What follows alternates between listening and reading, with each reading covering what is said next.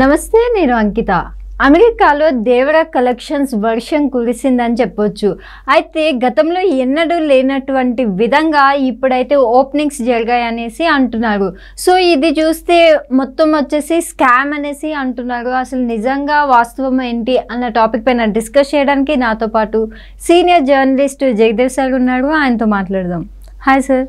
Hello sir, Devara చూసుకుంటే అసలు pan India లెవెల్లో కాకపోతే వరల్డ్లో కూడా అసలు ఒక హల్చల్, ఒక రికార్డ్ అయితే సాధించేసింది. మరి ఇప్పుడు చూస్తే అమెరికాలో ఎప్పుడు లేనటువంటి విధంగా ఓపెనింగ్స్ అయితే దేవరా మూవీకి వచ్చాయని తెలుస్తుంది. అలాగే కలెక్షన్స్ కూడా చూసుకుంటే ఒక వర్షం లాగే కురిసింది అని చెప్తున్నారు. మరి కాకపోతే ఇదంతా పక్కా ప్లాన్గా దీంట్లో ఏదో స్కామ్ జరిగింది అనేసి అంటున్నారు. అసలు వాస్తవం ఏంటి? దేవర సినిమా భారీ కలెక్షన్స్తో అదే దాన్ని ఏమంటుంది విజృంభిస్తుంది. అంటే ఒక సలారు, ట్రిపులారు వాటితో లాగే పోటీ పడుతున్నట్టుంది. అయితే ఇక్కడ ఫస్ట్ థింగ్ ఫ్యాన్స్ కొంత అలర్ట్ చేస్తున్నారు, అవేర్నెస్ క్రియేట్ చేస్తున్నారు. ఏంటంటే దేవర సినిమా బుకింగ్ సంబంధించి అప్పటికప్పుడు ఫేక్ వెబ్సైట్లు క్రియేట్ చేసి, ఫర్ ఎగ్జాంపుల్ సుదర్శన్ థియేటర్లో ఆడుతుంది అనుకోండి, సేమ్ ఇప్పుడు జనరల్గా జెన్యున్గా కొన్ని వెబ్సైట్లు ఉన్నాయి కదా, బుక్ మై షో అట్లాంటివి.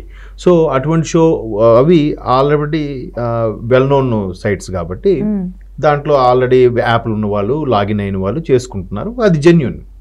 సో ఇదే అదనుగా చూసుకొని ఊరికే వేరే సైట్లు క్రియేట్ చేసి, అంటే మనం అక్కడ క్లిక్ చేయగానే ఆ సైట్లోకి వెళ్ళేలాగా, దాన్ని ఏమంటారు, సెర్చ్ ఇంజిన్ ఆప్టిమైజర్ ఏదో అంటారు, దాన్ని ఎస్సీఓ ఏదో అంటారు. ఆ ఎస్సీఓలు అట్లా కూడా చేస్తారు. గూగుల్లో సెర్చ్ చేయగానే ఫస్ట్ మన సైట్ ఓపెన్ అయ్యేలాగా ఒక ఆప్షన్, లేదా మనది పేమెంట్ చేస్తే ఓపెన్ అయ్యేలాగా ఒక ఆప్షన్ లాంటివి కొన్ని పెట్టుకొని ఓపెన్ అవ్వగానే సరే టికెట్లు బుక్ చేసి, కొంతమంది ఈ యాప్లు బుక్ మై షో లాంటివి తెలియని వాళ్ళు ఏం చేస్తారంటే డైరెక్ట్గా గూగుల్లో సెర్చ్ చేస్తారు, దేవరా టికెట్స్ బుకింగ్ అని కొడతారు. కొడితే కొన్ని సైట్లు ఓపెన్ అవుతాయి. అలా ఓపెన్ అయినవన్నీ జెన్యున్ కాదు. కొన్ని ఇలాంటి సందర్భాల్లో ఊరికే ఫేక్గా క్రియేట్ చేసి దానికి ఒక అకౌంట్ నెంబరు రెడీ చేసి, లేదంటే ఒక యూపీఐ నెంబర్ ఏదో పెట్టి మొత్తానికి అమౌంట్ని తీసుకుంటే తీరా టికెట్ అయితే వస్తుంది. అక్కడికి వెళ్తే ఇది కాదు బాబు, మేము దానికి అసలు ఇవ్వలేదే, మేము బుక్ మై షో ఒక్కరికే మేము టైప్ అయ్యాం కదా అంటాడు థియేటర్ వాడు. సో అక్కడికి వెళ్తే తెల్లమొహం వేస్తారు ఎవరైతే ఫ్యాన్స్ ఉన్నారో, ఆడియన్స్ ఉన్నారో. అదొక స్కామ్.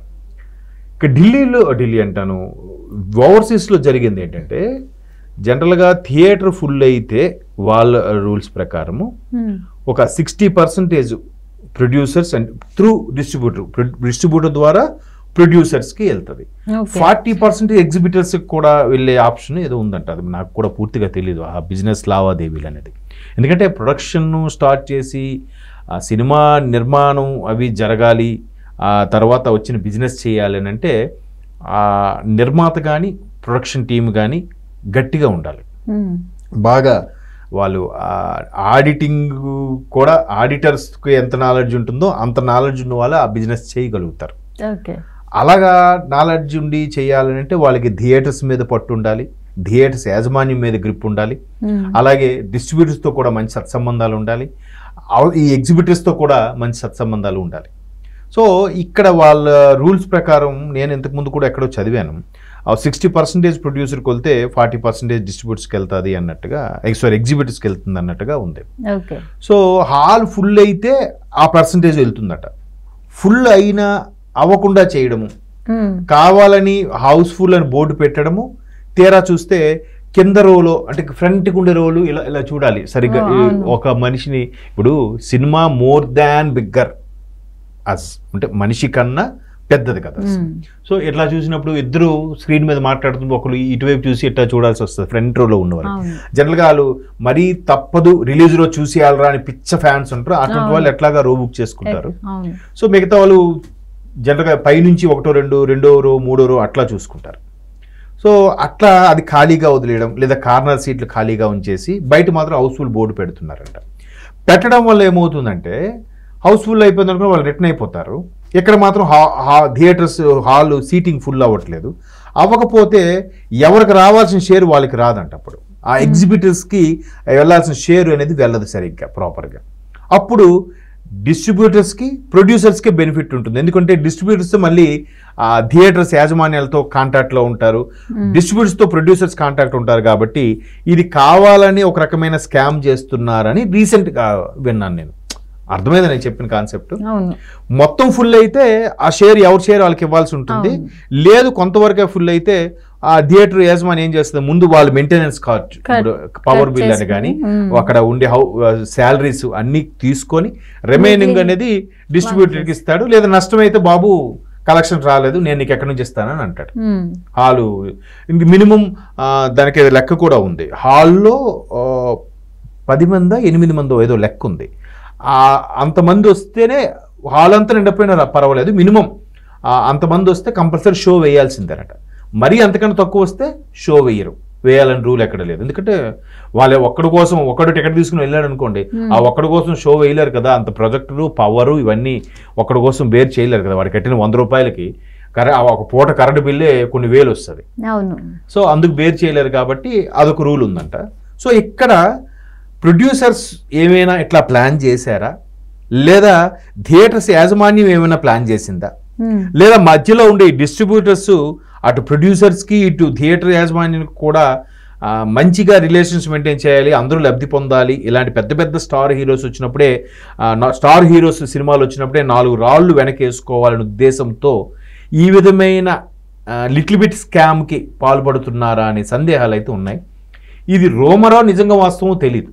అంటే ఒక దగ్గర ఒక ఆర్టికల్ అయితే వచ్చింది, అది ఓవర్సీస్లో అమెరికా లాంటి కంట్రీస్లో ఇలా జరుగుతుంది. కార్నర్ సీట్స్ కానీ లేదా ఫ్రంట్ రోలో ఉండే సీట్స్ కానీ ఖాళీ ఫుల్ అవ్వకపోయినా హాలు నిండినది, హౌస్ఫుల్ అని చెప్పి పెట్టడం, దానివల్ల ఎగ్జిబిటర్స్కి కొంత నష్టం జరుగుతోంది అనేది ఒక వాదం.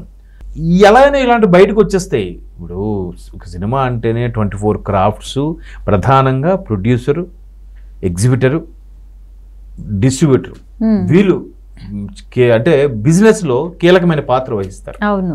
సో వీళ్ళకు ఉండే అండర్స్టాండింగ్ దెబ్బతిని ఒకవేళ ఇట్లాంటివి ఏవైనా స్కాములకు కానీ పాల్పడితే ఖచ్చితంగా ఆ రిలేషన్స్ దెబ్బతింటే ఎవరు ఇండస్ట్రీలో కలకాలం ఉండలేరు. బట్ ఎప్పటి నుంచో ఇండస్ట్రీలో సినిమాలు తీస్తున్న లాంటి వాళ్ళు ఉన్నప్పుడు, సినిమా అంటే ఒక ప్యాషన్గా ఉన్న వాళ్ళు ఇట్లాంటి చిన్న చిన్న ఇప్పుడు ఈ ఒక్క సినిమా ఇది వచ్చింది, ఈ ఒక్క సినిమాకి అదే $4 సంపాదించుకున్నాను కదా చెప్పి స్కామ్ చేసి అనుకోండి, నెక్స్ట్ సినిమా ఇంకా ప్రొడ్యూస్ చేయగలడా, నెక్స్ట్ సినిమా ఇంకో ఎవరికైనా డిస్ట్రిబ్యూటర్కి పిలవగలడా, మాట్లాడగలడా, ఒక రకమైన ఇది వచ్చేస్తుంది కదా, వీళ్ళు సినిమాలకు వెళ్తే ఇలా అవుతుందిరా అని. అలా కాకుండా ఖచ్చితంగా ఏదో మతలబు ఉంటుంది నేను అనుకోవడం. అలాగేం ఉండదు అక్కడ జనరల్గా.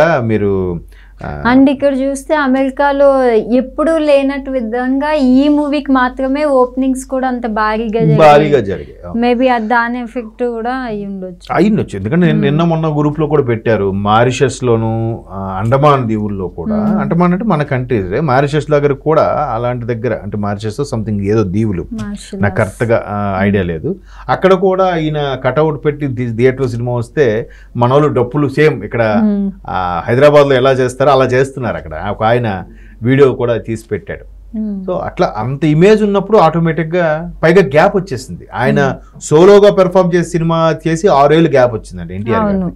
సో RRR వచ్చి ఆల్రెడీ 2.5 years అయిపోతుంది. అందరూ చాలా క్యూరియస్ గా ఉన్నారు. అయ్యో మా ఎన్టీఆర్ నట యువరత్న కూడా కాదు, యువరత్న అంటే బాలకృష్ణ గారు, ఈయన యంగ్ టైగర్, యువ పులి అలాగా. సో ఆయన యంగ్ టైగర్ ఎన్టీఆర్ గారు పైగా ఆల్రౌండరు, ఆయన ఏ పెర్ఫార్మెన్స్ అయినా బాగా చేస్తారు.